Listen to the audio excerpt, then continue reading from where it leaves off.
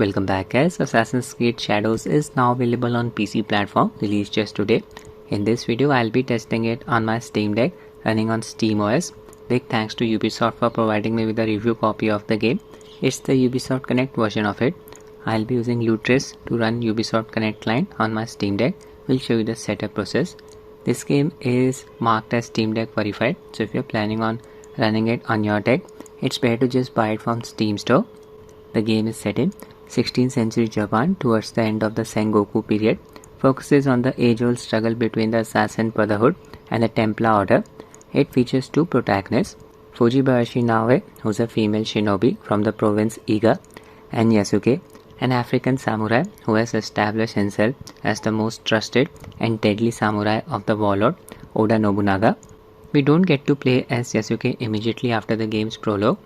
Game quickly switches to Naoe, takes us through her story. We need to complete multiple missions, play the game for hours before unlocking Yasuke. First I'll show you how to install Lutris and Ubisoft Connect client. Switch to SteamOS desktop mode. I tried installing Ubisoft Connect client via Steam itself, but the client was not starting in SteamOS gaming mode. That's why I had to resort to Lutris. This is SteamOS running in desktop mode. Just open Discover Store, search for Lutris, free application, click on install here. Downloading. Download complete. Now just launch Lutris. Click on the connect icon next to Ubisoft Connect. OK. Need to install Ubisoft Connect client. Select latest. Click on install. Installation directory. Stick with the default one. Continue. Install. Wait for the process to complete. This will take some time. Files are getting downloaded. Depends on your internet connection. The Wine configuration is being updated.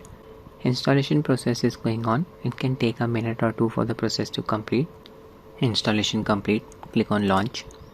You'll be required to sign to your Ubisoft Connect account. There's the client. It's loading. Enter your account's credentials. Check the setting. Keep me logged in. We are in. Just click on the profile icon here. Click on settings. Click on interface and uncheck these settings. Enable in-game overlay for supported games and display FPS counter in-game. Now I'll install the game. Click on the controller icon here. Click on Assassin's Creed Shadows. Click on download. I'll install the game on Deck's internal SSD. Game size is around 109 GB. Default directory. Continue. Wait for the process to complete. Accept. Finally, download complete. Close Ubisoft Connect client. Now I'll show you the settings for Ubisoft Connect client. The default settings work very nicely. Don't need to tweak anything. Open Lutris. Click on Games. Right click on Ubisoft Connect. Click on Configure. Click on Runner Options. Wine version set to Wine GE 8-26 default. I tried running Ubisoft Connect client using GE Proton version 9-26, but the client did not start in SteamOS gaming mode. Stick with the default one. Rest of the settings are left as they are. Save. Right click on Ubisoft Connect client. Click on Create Steam Shortcut. We are ready to run the game. Switch to SteamOS game mode. Connected my 8-bit to Ultimate 2C controller to deck via Bluetooth mode. Ubisoft Connect client is starting. There's Assassin's Creed Shadows. Launch the game from here. This is the LCD variant of Steam Deck. Display supports up to 60 Hz refresh rate. Performance QM settings. Overlay level set to 2. I've disabled SteamOS VSync by enabling disable frame limit and allow tearing settings. That's it. In-game video settings. It seems Ubisoft is offering a very customized experience on Steam Deck. We only have access to a few settings. Ray Trace Global Illumination cannot be disabled. Just set it to diffuse hideout only. Now this setting will only work in a hideout. A hideout is basically a base of operations. VSync off. 800p resolution. Game supports FSR TAA, XeSS and DLSS upscalers. First I'll run the game using FSR. It's 3.1. minimum dynamic resolution and maximum dynamic resolution value set to 20%. Just to be clear, it's not the resolution scale value. The resolution is represented as a ratio of the surface of pixels of the full resolution screen. With these values, FPS should stay close to 30 for the most part. This game's FPS is capped at 31 on Steam Deck. Sharpen stance set to 0.75. Frame generation disabled for the time being. That's it for the settings. Yeah, there's Naue. I'm standing at the entrance of a hideout. FPS is capped at 31. Not hitting the GPU bottleneck, 90% GPU load. GPU load is very variable here. 90 to 99%. It's raining. Image quality is looking decent, not looking blurry. Just observe this HUD element. Objective text. It's enclosed in a blurry box, almost as if the HUD element is superimposed on the game's display. Developers do this to prevent the HUD element from flickering after enabling frame generation. Sprinting around. Let's run through the fields. Keep an eye on the FPS counter. Doesn't drop below 30. That's really good to see. Sprinting through the pond. This is the area where ray tracing is enabled. Still getting 30 FPS. Yeah, fence here looks a bit pixelated. Texture shimmering effect is produced when I move the camera.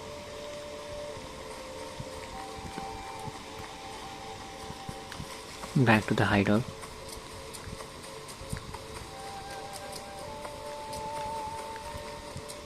Good performance here. I'll just switch to XeSS upscaler now. It's version 2. This is FSR version 3.1. Upscaler type set to XeSS. Minimum and maximum dynamic resolution values 20%. Same sequence. Yeah, image quality is looking slightly better using XeSS compared to FSR 3. 31 FPS. Fence is still looking a bit pixelated during motion. Yeah, base FPS dropped to around 26, so you'll be getting slightly better performance using FSR upscaler in this game, at least on Steam Deck. Running through the field. Pond.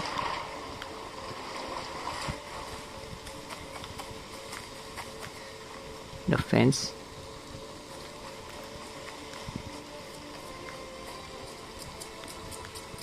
Made it to the hideout. 28 FPS. So I'll just stick with FSR upscaler. 28 FPS. Upscaler type set to FSR. I'll also test FSR frame generation on. Apply.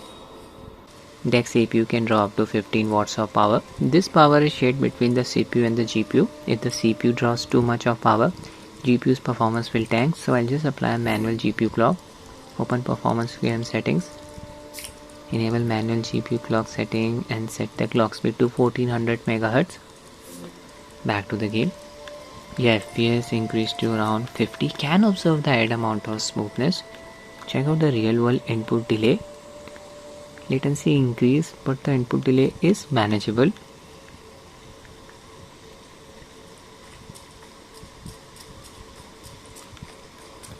Running around.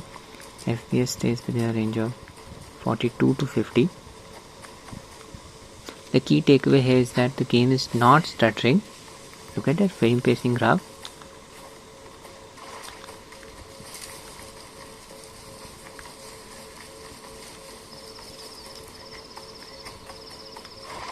In the pond, FPS increased to around 50. Okay, now I'll test the game in another area. Cutscenes in this game are capped at 30 FPS. Frame generation won't work. Disable frame generation. Disable manual GPU clock speed setting. Upscaler set to FSR. Sitting on the top of Osaka castle. Check out the scale of the map. Yeah, FPS is close to 31. That's really good to see. We are not hitting the GPU bottleneck with these settings. I'll just jump down. Kill some guys here. Hostile area. Leap of faith. Use the stealth approach. You can use a hook to scale the buildings. There's one guy.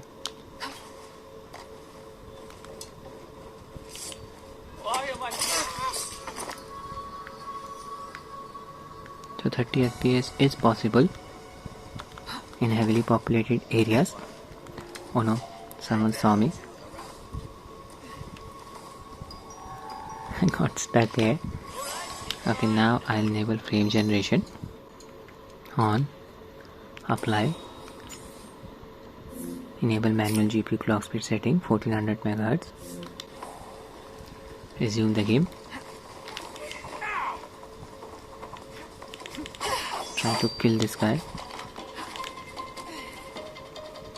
He's on the ground.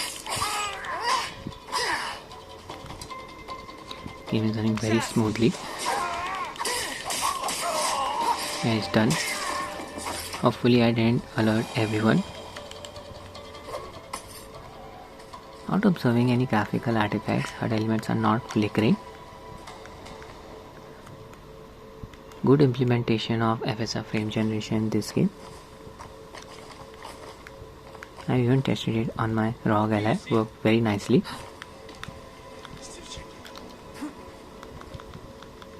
And there's one guy right below me. Try to perform an A assassination. Scan the area. There's the guy.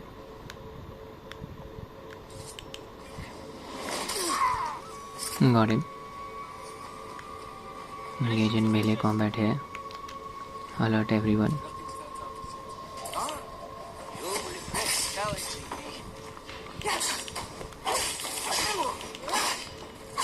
Use my ability.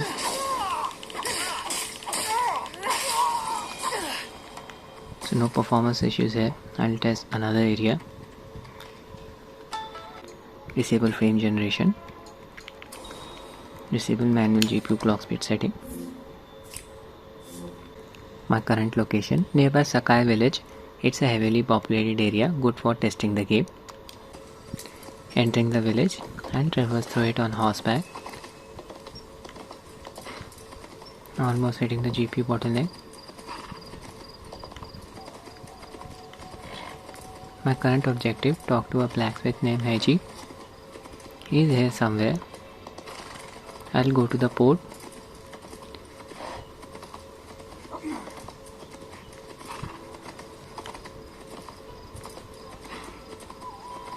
(27 to 30 FPS है. Dismount. Go on foot from here.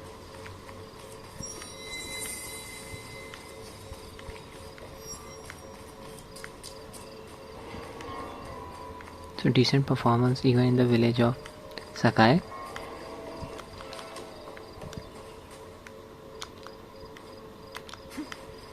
Shop. It's the night time. Combat started. Just like that. Peg the enemy's attack by pressing the L1 key right before our enemy's attack lands.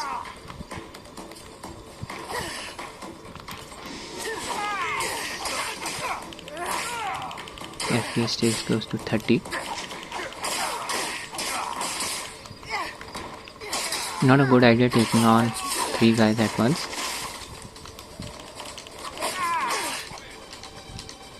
So just a few hitches here and there, otherwise FPS stayed close to 30. Oh no, the attack landed. Okay, I'll just enable frame generation here. On, apply, manual GPU clock speed setting enable, speed set to 1400 MHz. Reload the same sequence. 50 FPS this time. It's a bit variable, 42 to 50. Frame generation gets the job done again.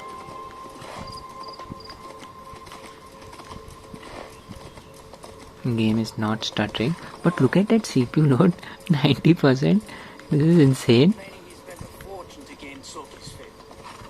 Port is nearby.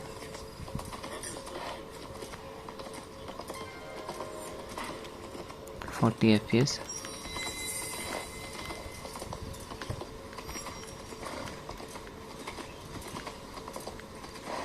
And go on foot from here. Attack a few Templas. Scan the area. And there's one. Lock onto my target.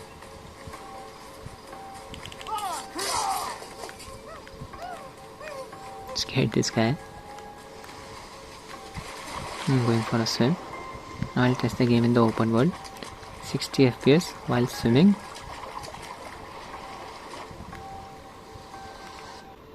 Disable frame generation again. Disable manual GPU clock speed setting. Now I'll be traversing through the open world on horseback. What's going on here? I'm hearing gunshots. Call my house Kiri. Press and hold the down D-pad button. Enable Pathfinder feature. It will guide us towards our objective. Yeah, there's the white line. Just need to follow it. Bandits roaming around. Combat is optional here. What happened here? Some smoke. Here FPS is staying around 31. 90% GPU load. Osaka location. Animals running around. Wind blowing. Thick foliage around me.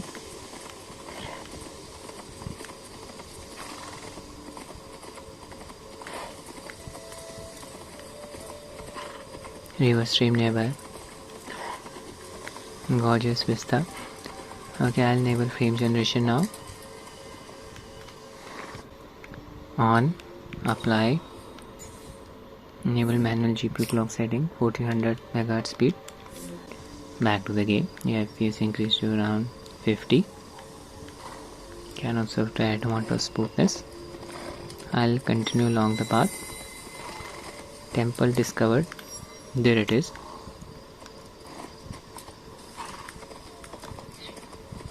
Game features a dynamic weather cycle. Visibility improved. It's the morning time.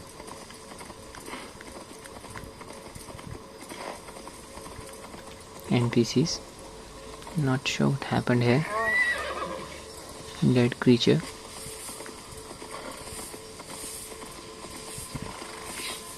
You will often encounter random events in the open world. So safe to say this game is Steam Deck verified. Good job done by Ubisoft. Just recently I tested Rise of the Ronin on deck. Performance was so bad. Game was stuttering constantly. Stuttering issue is not present in this game. So that's it with the video guys. I hope you find it useful. Thanks for watching and have a nice day.